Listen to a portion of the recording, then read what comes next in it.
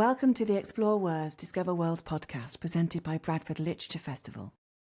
In this episode, we delve into the timeless mysticism of Rumi, the celebrated Islamic poet. Despite living over 800 years ago, Rumi's poetic wisdom continues to inspire generations of seekers, both in print and across social media. Recorded live at the 2023 Bradford Literature Festival, Professor Jawed Mojaddedi hosts BLF's annual Rumi lecture, unveiling what sets Rumi's poetry apart and how it maintains its universal and enduring appeal.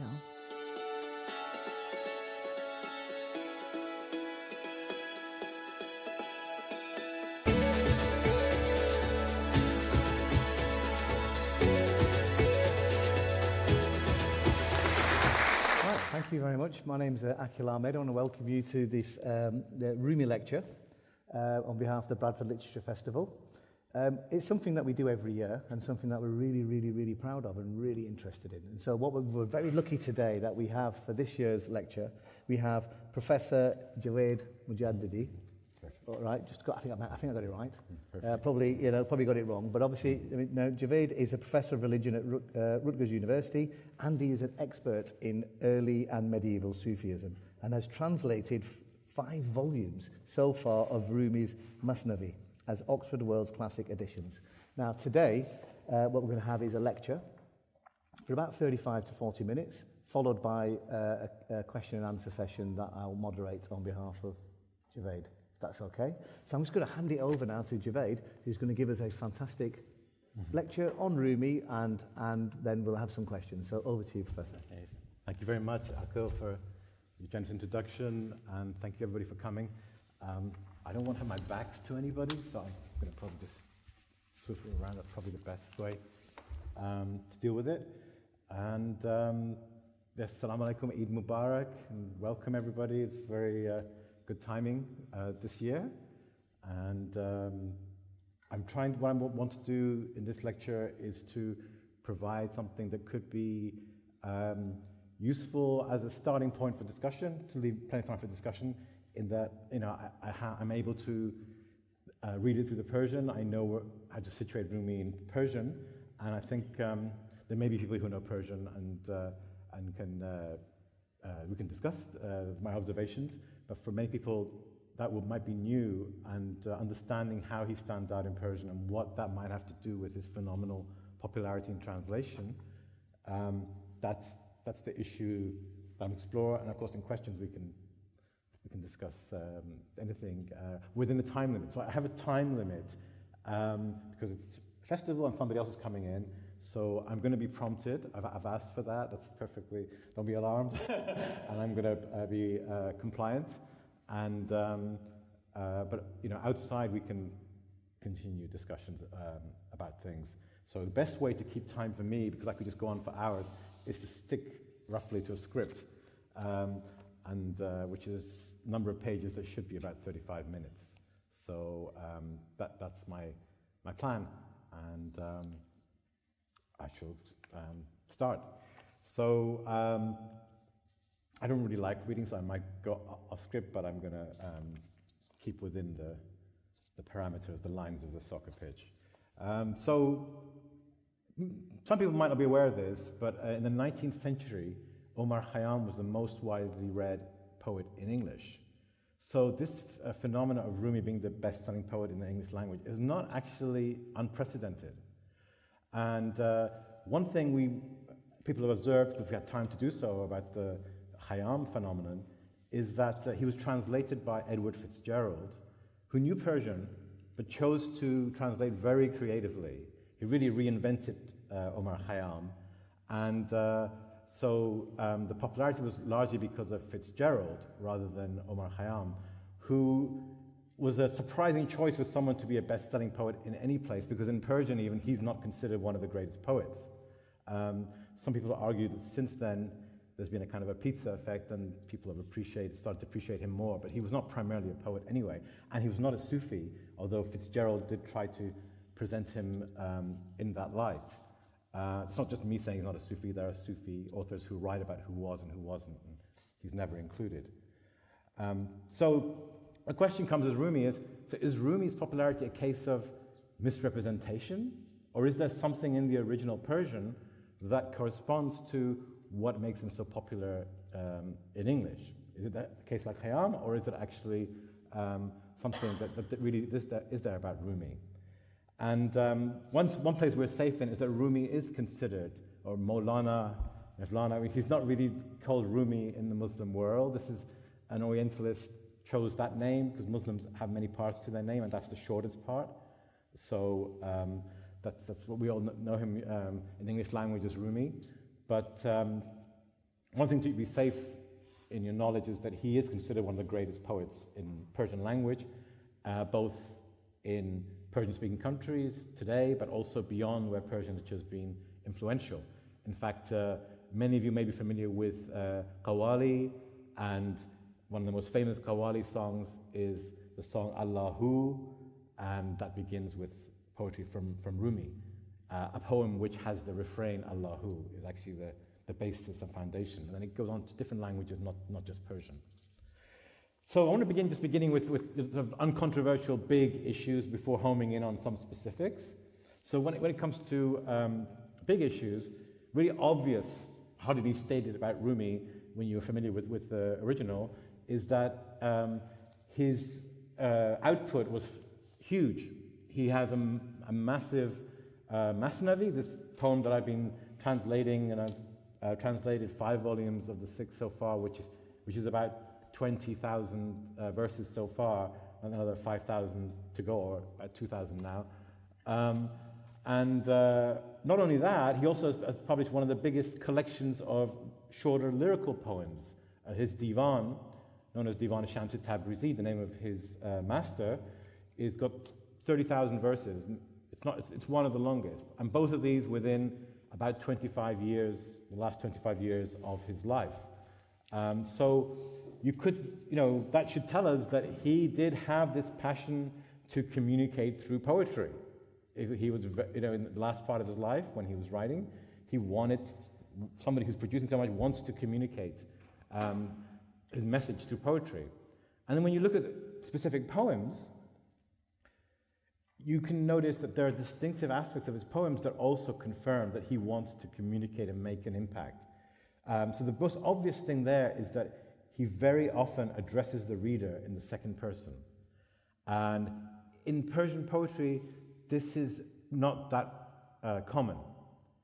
Usually the reader is a kind of a voyeur, if you like, of somebody else's love relationship with a beloved or experience of ecstasy, but is not being addressed directly.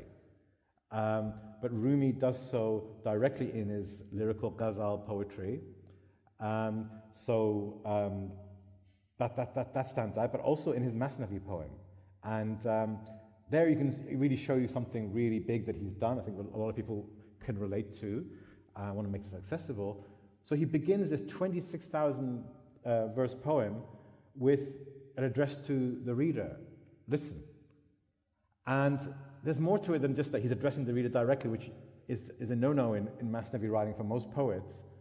But Masnavi poems follow usually the convention where they begin with praise of God, praise of the Prophet Muhammad, peace be upon him, praise of all the other holy figures of early Islam, and then eventually, after hundreds of verses, they get to the poem. Rumi does not include any of that. It begins with listen.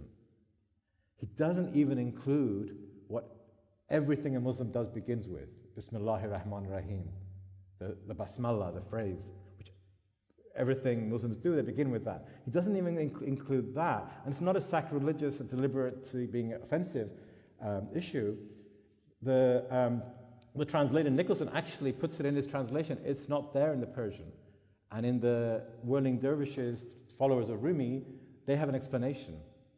The first 18 verses begins with, listen, bishno, and ends with wassalam. Begins with the beh, ends with the meme. They say this is his Bismillahir Rahmanir Rahim. This is a deliberate decision by Rumi not to include the phrase, but to begin with the song or the reed. And what does that do?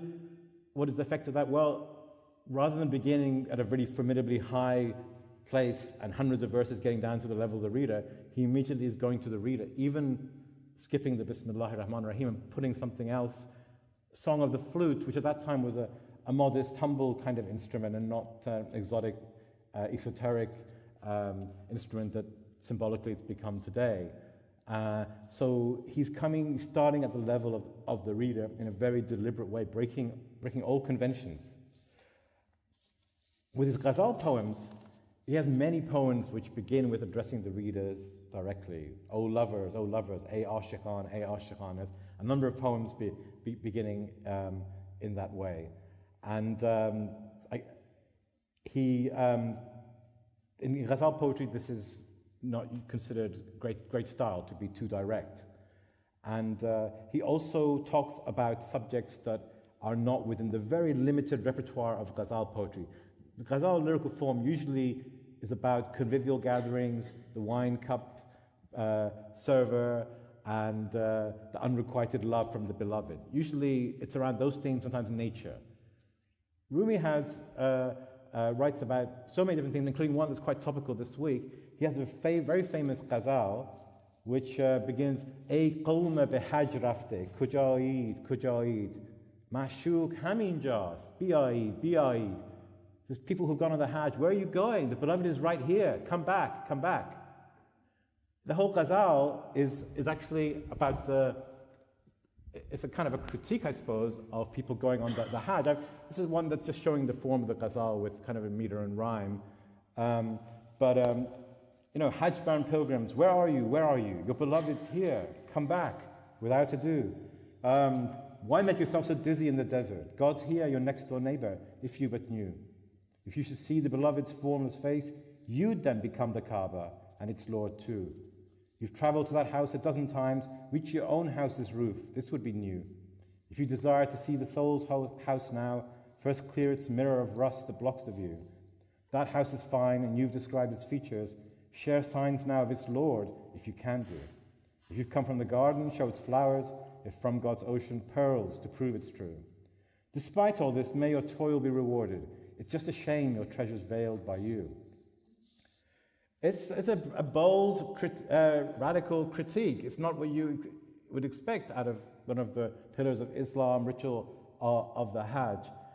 So as well as being bold in his subversive changes in form, the message is bold as well, as you would expect, because form is content. It's not something that can be so separate that you would have a radical form and then have a very conventional content. It's something that you shouldn't be expecting. And Rumi lives up to this. It's also apparent in what he avoids in his ghazals. So what I want to say here is that Hafez was also very well known in English translation, though it's not for this discussion, but the translations that are popular, Ladinsky, they have no relation to Hafez, I should warn you. Baruch's translation, I'm going to say, they do have a relation to the Rumi. Ladinsky's translation of Hafez have no relation. He believes he's channeling Hafez. In fact, he's probably channeling Meher Baba, who was his guru. But that's another story. But Hafez, if there are any people who are familiar with the Persian tradition of Hafez, but his poetry is used for bibliomancy. They have a system of finding a verse of Hafez which will tell the future for them.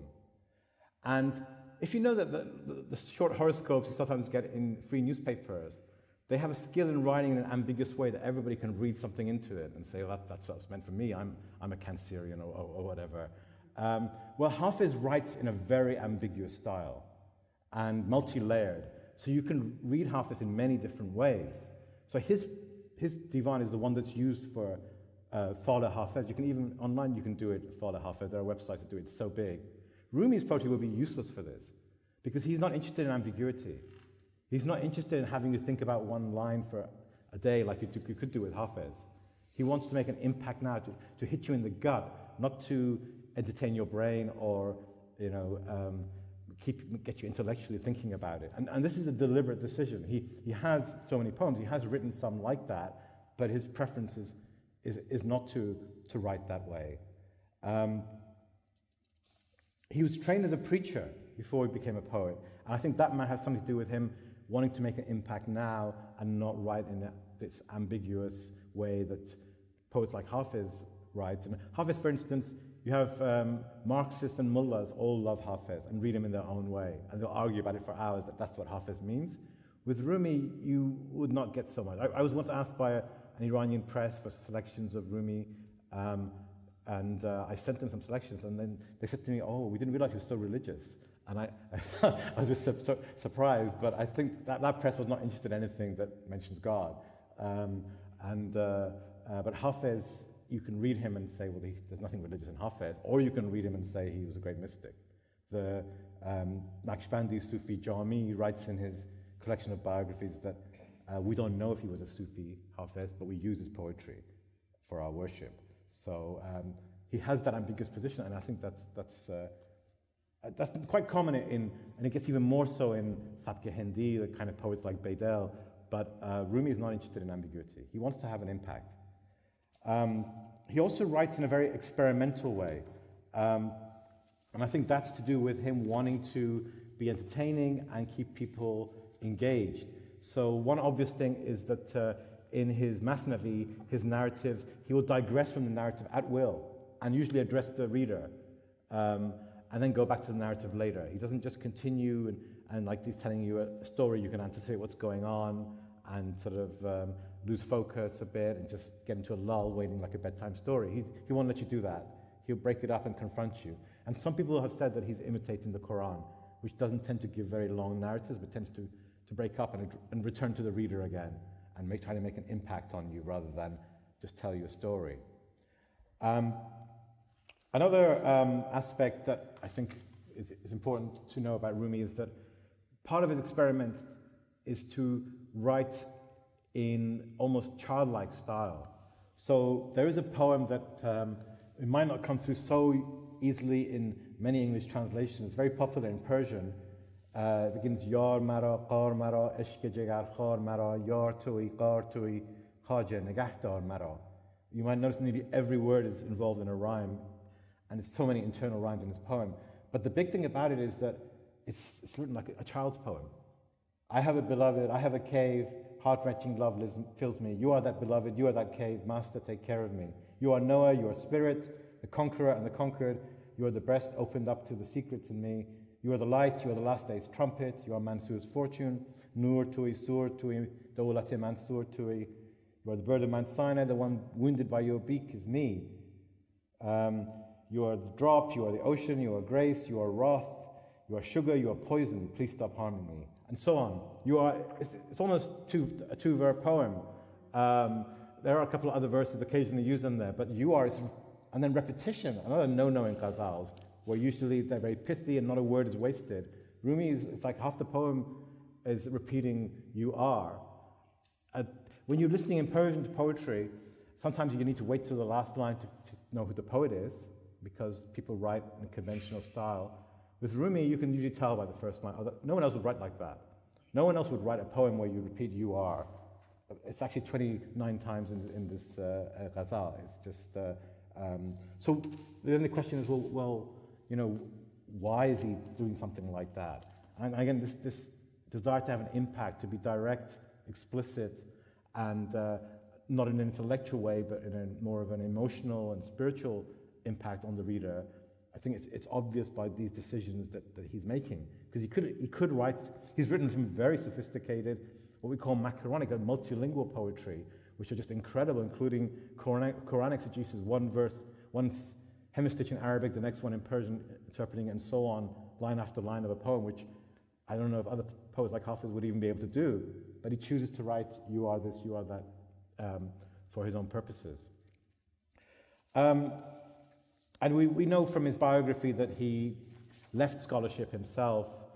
The meeting with Shams Tabrizi, most of the stories involve something to do with knowledge beyond books, like books, miraculously being saved from fire or water and so on. And he even chose as his first deputy an uneducated goldsmith, which caused controversy with his own students, who didn't appreciate his lack of education. So he clearly turned away from that kind of approach.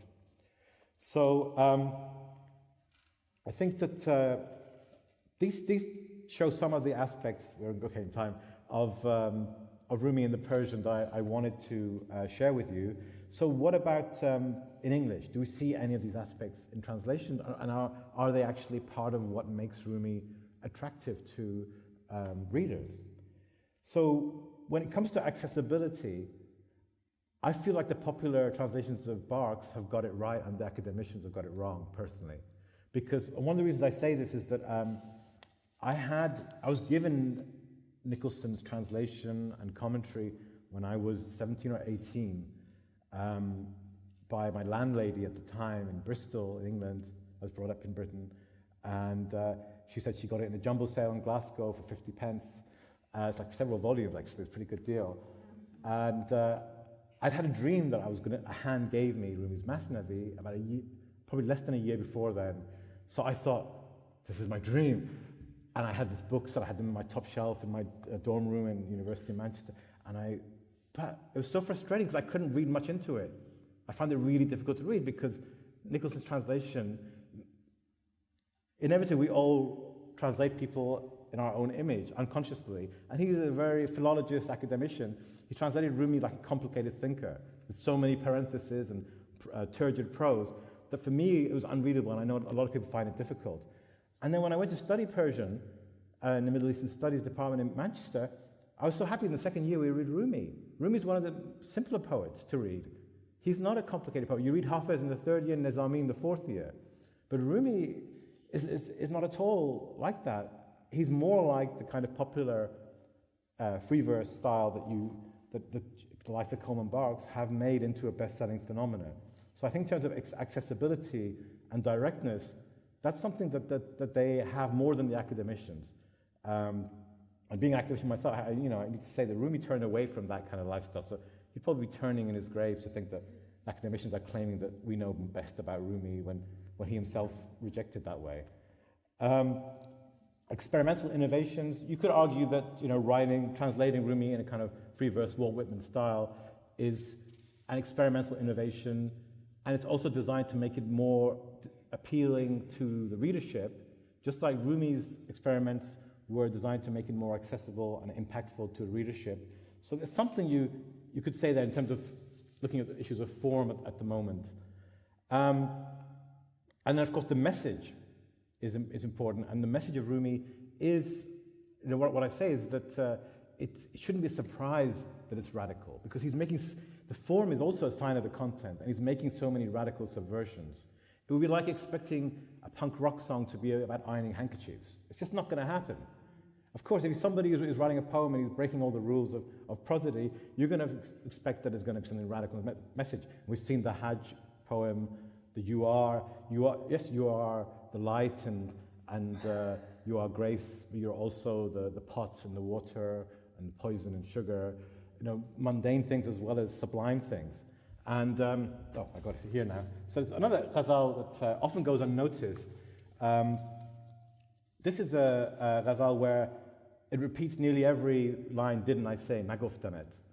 But that's not actually in the Persian, that's not the rhyme at the ending. The rhyme is radif etmanam. So there's so much repetition here as a result. It's in addition to the rhyme, you have this phrase repeated. So I'm going to read it through and just see who you think the speaker is meant to be. Didn't I say, don't go there, for I'm your acquaintance today. I am the fountain of light in this mirage of decay. Even if in rage you stay away for decades, since I'm your ending, you'll come back to me one day. Didn't I say, don't be content with this world's form, for I am the maker of your contentment's home. Didn't I say, I am the sea, you are one fish. Don't go on dry land, for I'm the clear sea. Didn't I say, don't head to the snare like birds do, when I give you flight, and I'm your feet and wings too? Didn't I say they will waylay you and make you cold, but I'm your desire's fire and warmth? Didn't I say they will put ugly things in you, so you'll forget I'm the source of purity in you?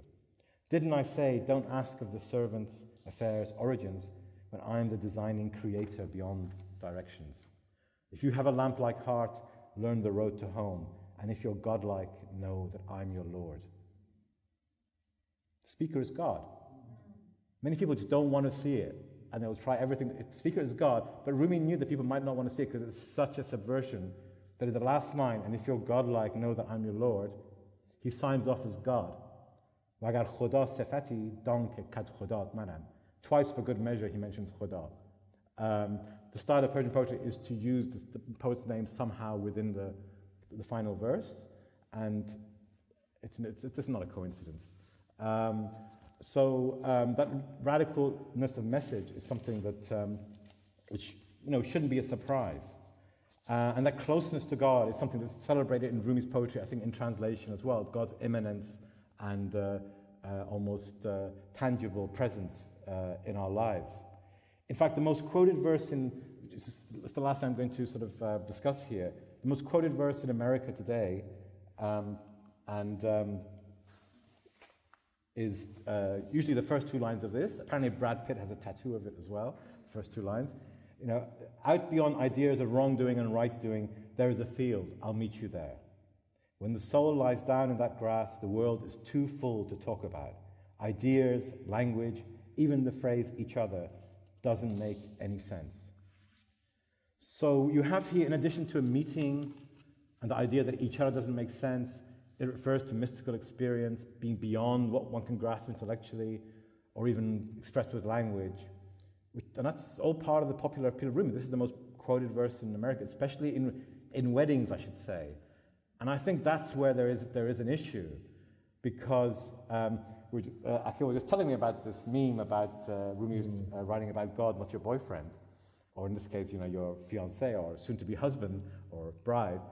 That that's one aspect that is in the translation tends to sway in that direction. And Coleman Barks has admitted it. He's on record, you can probably find it on the internet, as saying he feels that he might have over-sexualized Rumi in some of his early translations, because every translator, we're all unconsciously somehow projecting something from ourselves. And just meeting in each other becomes about two people, and you have this lying in the grass situation. But the religious context that Rumi took for granted is deliberately removed from a lot of the poetry. And it's deliberate because Barks wants the reader to be impacted by it and for it to make sense to them. And I think his feeling is that details about Rumi's religion in the Islamic context are not accessible to most readers in English. So they will need some notes and explanations. And also most of the readers of this kind of spiritual poetry in North America, and probably here as well, they don't want to see the word God. So often God is translated as the presence or something like that, because it's for making an impact on the reader. Some people, there have been things written about it suggesting that there's something Islamophobic about it. I genuinely think Coleman Barks has been doing it because of, in religion in general, and God in general is not included in the poetry.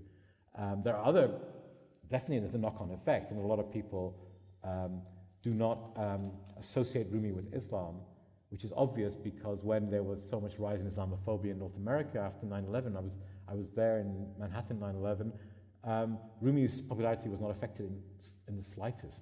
And when people it was pointed out that Rumi was, from the place that you were about to invade in a Muslim origin, some people were shocked and even disappointed.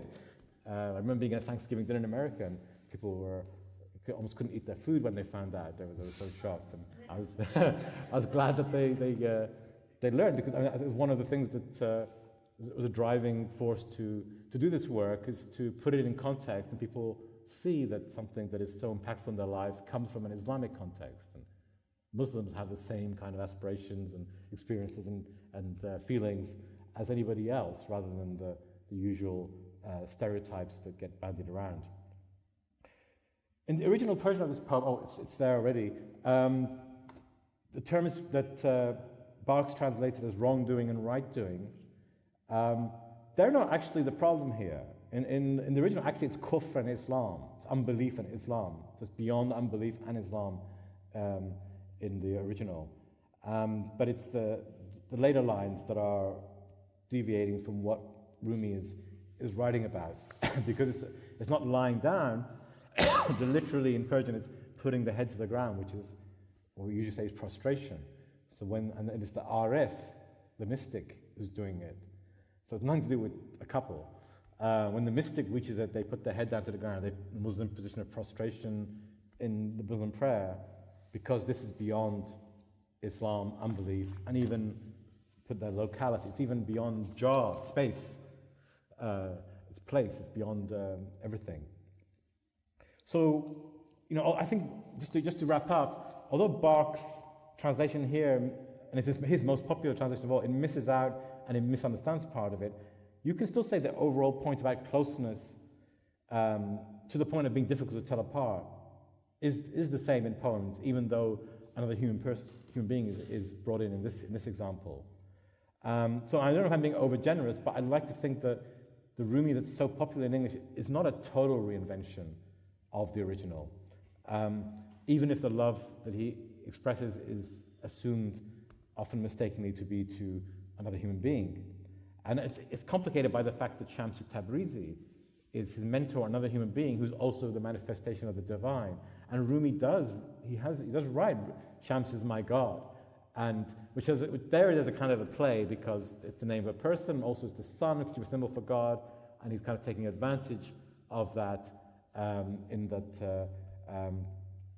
the ambiguity actually works for him. But in Sufism, the person who's become annihilated in God becomes the complete manifestation of God. So, but it's not a romantic partner like in weddings this poem is used. So to conclude, answers are not at all, I think, not at all hard to find within Rumi's own poetic innovations for the question of why Rumi, among all the Sufi poets, should have become so popular.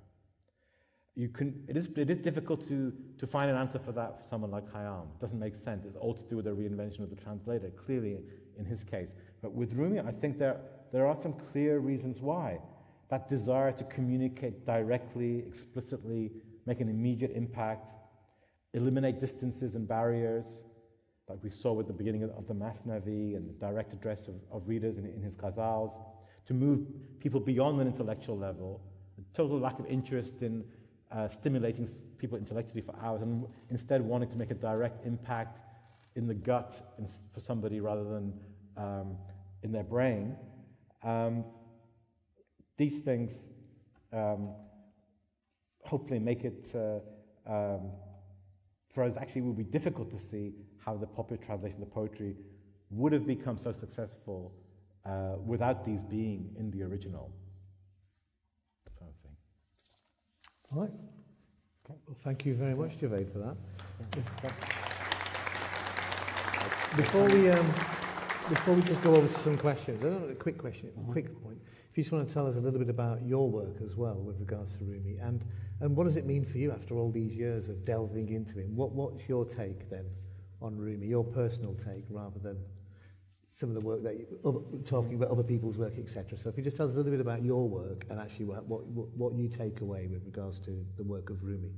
Right, it's a big question. So my interest in Rumi, I kind of mentioned in my talk, it was, when I was brought up in England and I was reading what was available on Sufism as a teenager, Idris Shah mostly, in England at that time, and I must have come across the Masnavi, otherwise I wouldn't have had that dream that came out of the blue. And so it always had this place, but then it wasn't until I grew older and appreciated him a bit more that I started working him. And actually it was related to, we're talking about my advisor who died the day after I finished my dissertation from cancer. He was dying at that time, that we were completing an anthology that he'd started, and he had been the advisor of Dick Davis, the translator of Conference of the Birds, Penguin Classics, and he'd always said that that's the way a Masnavi poem should be translated. Because that is a classic, isn't it? Yeah. And that's a high bar. Dick Davis set the bar. I mean, many people would say he was the greatest translator of Persian that there has ever been. He's a poet before he went to Iran and learned Persian. My advisor Calder taught him the alphabet in Iran. He was teaching English in Iran at the time. And then after the revolution, he came out and said, well, I might as well do a PhD, and he became a professor.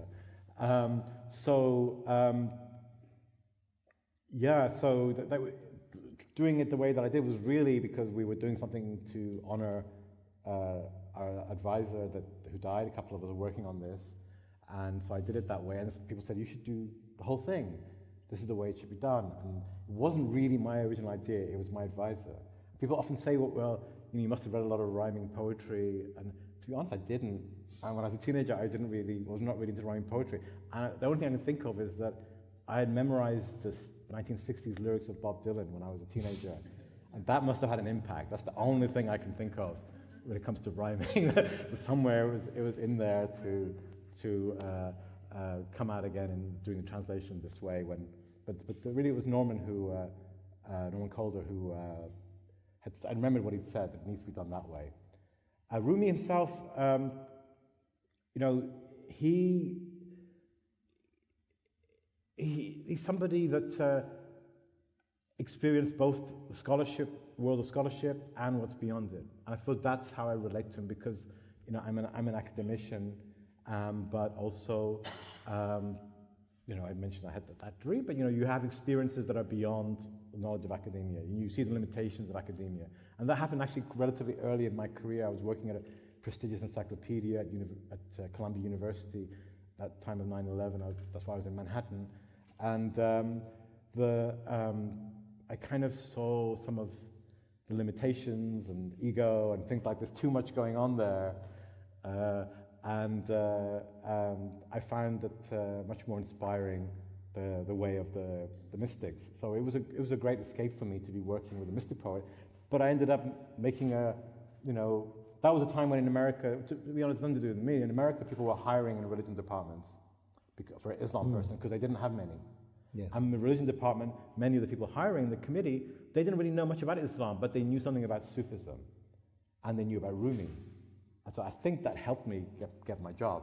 So, to be honest with you, it wasn't anything to do with anything I was doing in particular, but they understood what I was doing, and they were all in a rush to hire somebody.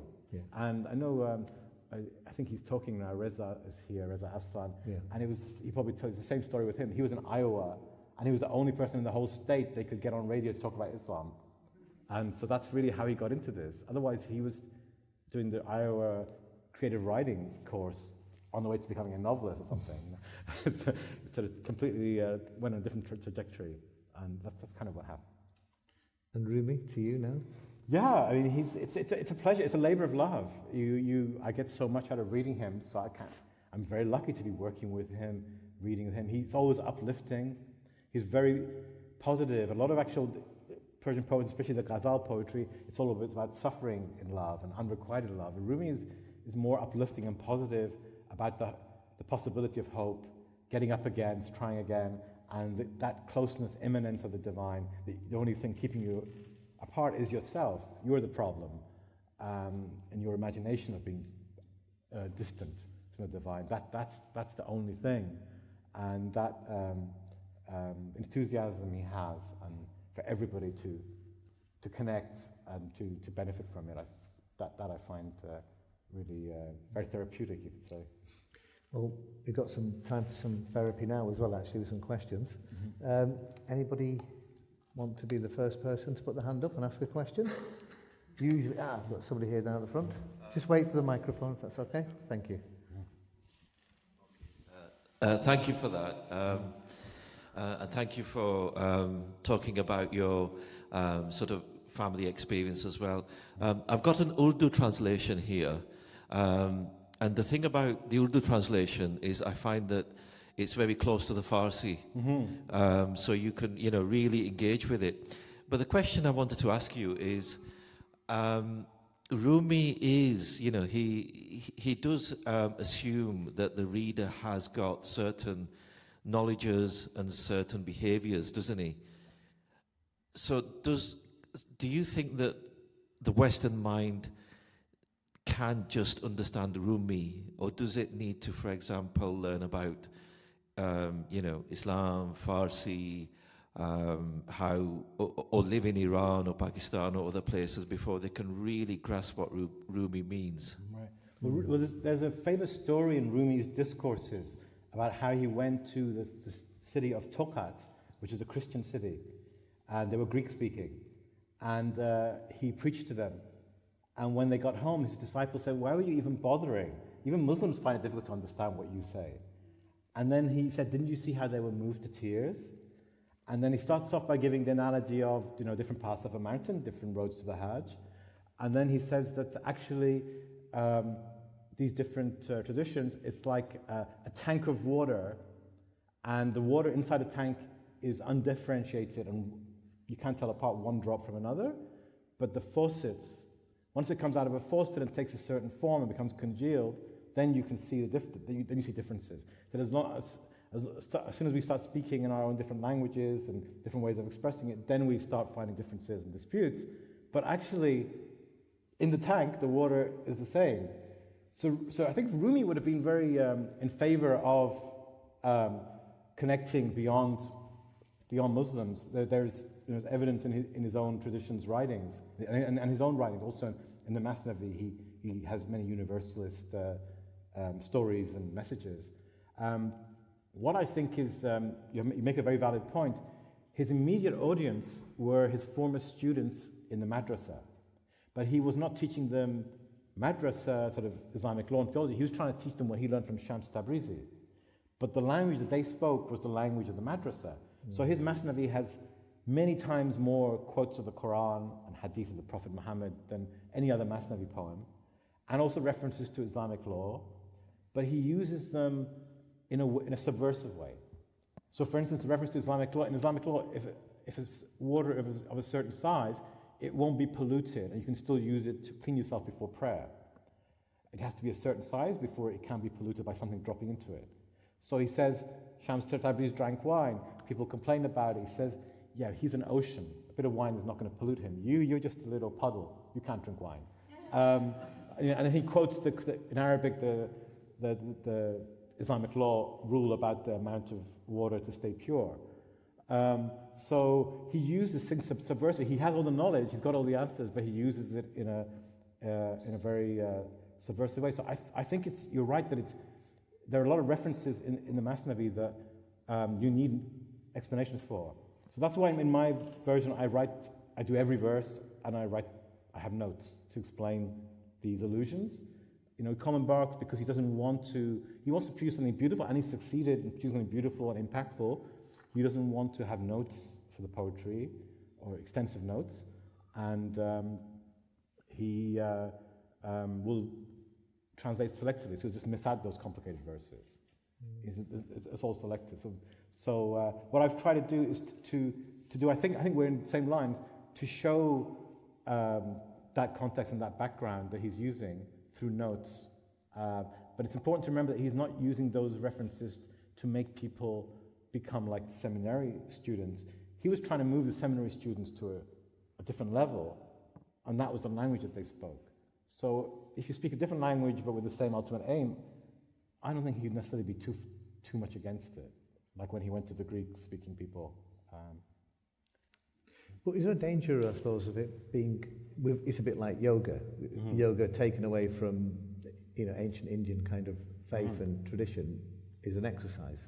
It's not what it's really meant to be. Yeah. Is there a kind of danger that the popularism of Rumi, which has become, on social media or whatever, or, actors having it tattooed on their arms and it might not be the right description, etc. Is there a danger that actually the shallowness of what people in popular sense are following isn't necessarily the truth or the light or whatever? Yeah, you're definitely right, especially if it's seen purely as a romantic thing.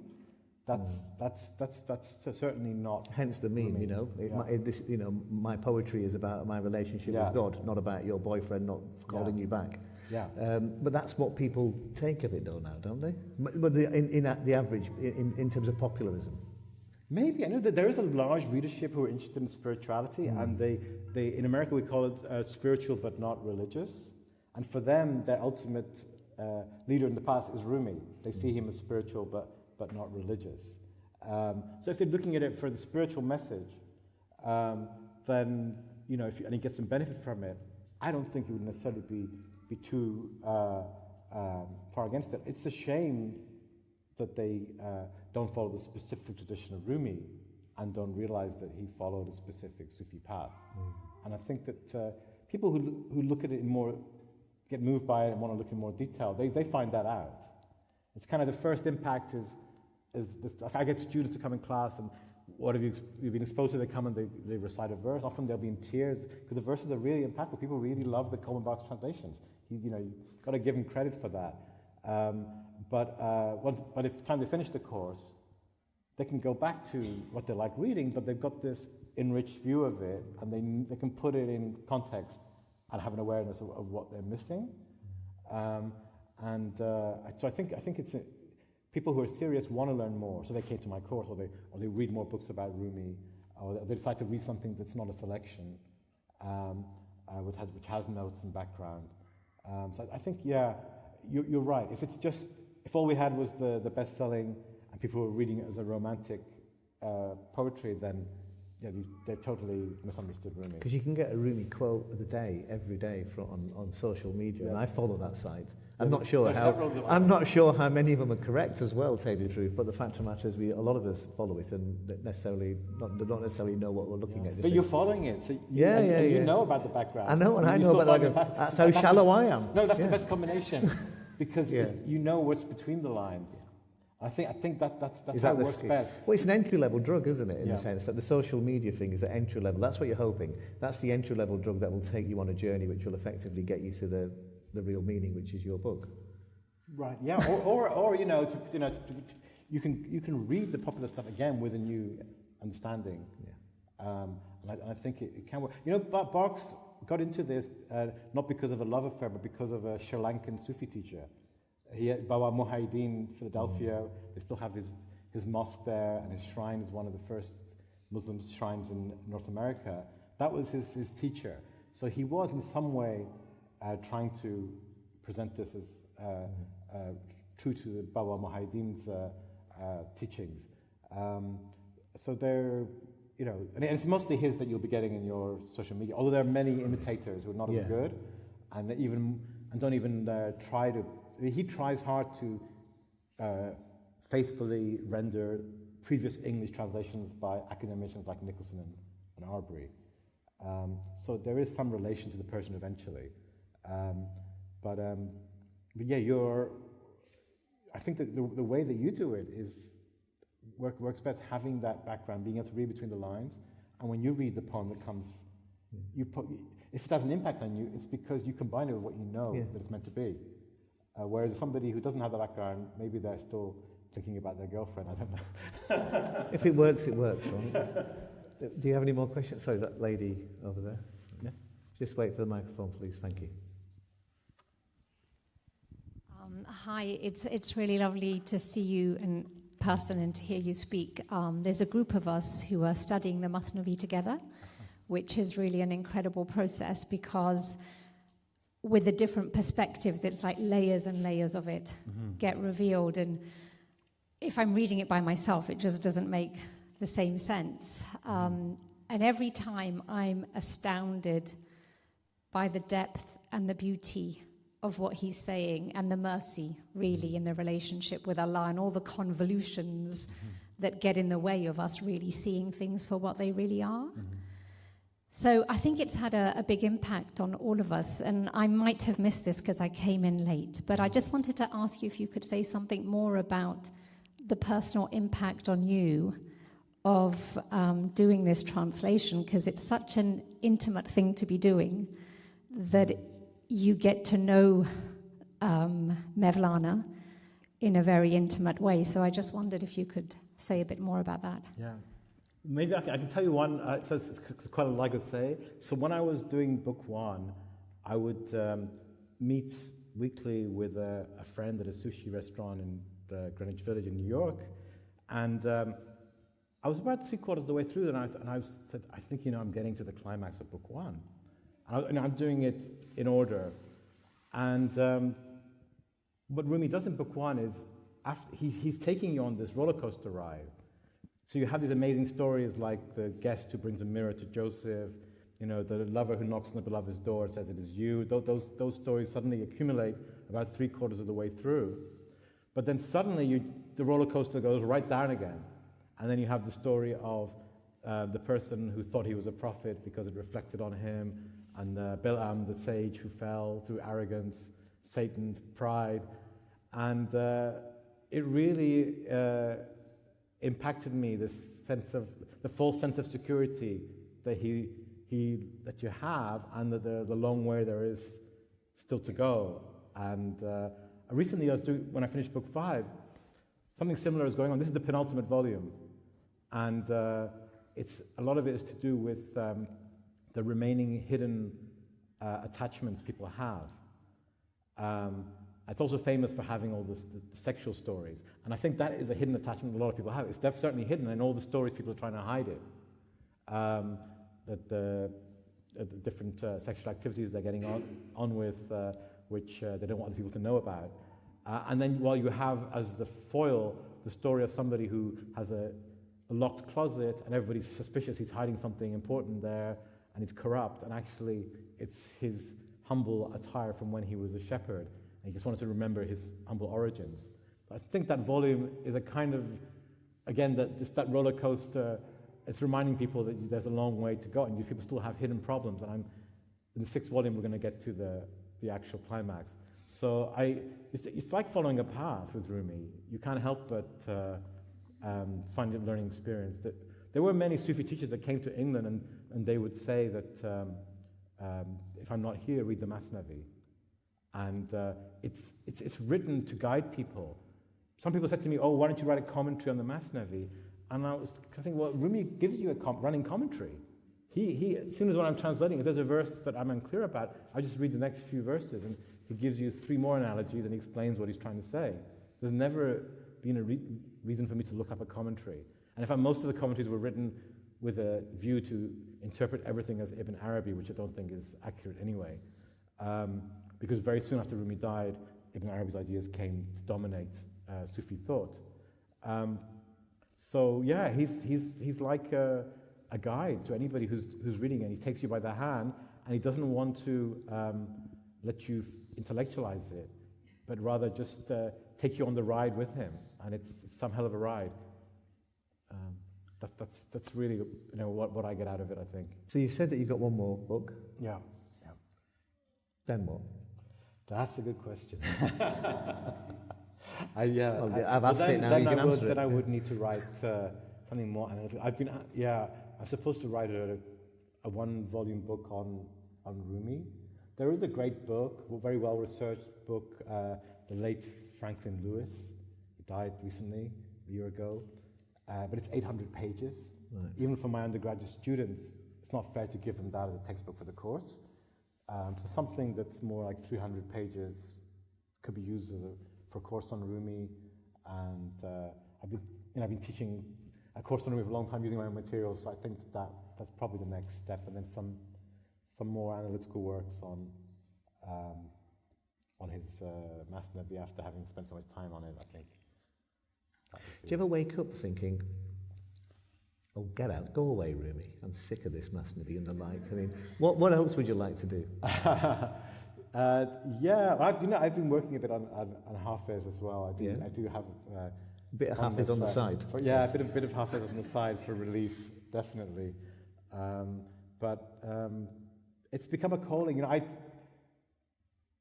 I think that's what you were trying to get to. It's become a calling, hasn't it? This is your legacy. This is it. You're living behind one hell of a legacy. Well, hopefully people benefit from it. But I feel it's a weird situation because you have a dream that has an impact. When I had the dream, my mother was in Saudi Arabia, and I wrote to her to say I had this dream. She kept my letters in those old folded envelope blue things we had. I obviously reading it, I thought I was going to get this book. But how, when I was 16, 17, I don't know. And then when I started translating, I'd forgotten about Dream, to be honest, because of that landlady gave me those books that didn't really impact me. And then when I got in the 2nd volume, I remembered it. And my mum confirmed and got her letters out. And then I thought, oh my God, in the dream, the hand just handed me 1 book with the Masnavi written on it. What if I can't finish volume 2? But since I did get through to it, I thought, well, I have to finish this. Yeah. This is what I'm here for. Whatever else I do is a bonus. Well, I think we're all very grateful that you are here to give us this conversation. So thank you. I think we should have a round of applause for the Professor. Thank you.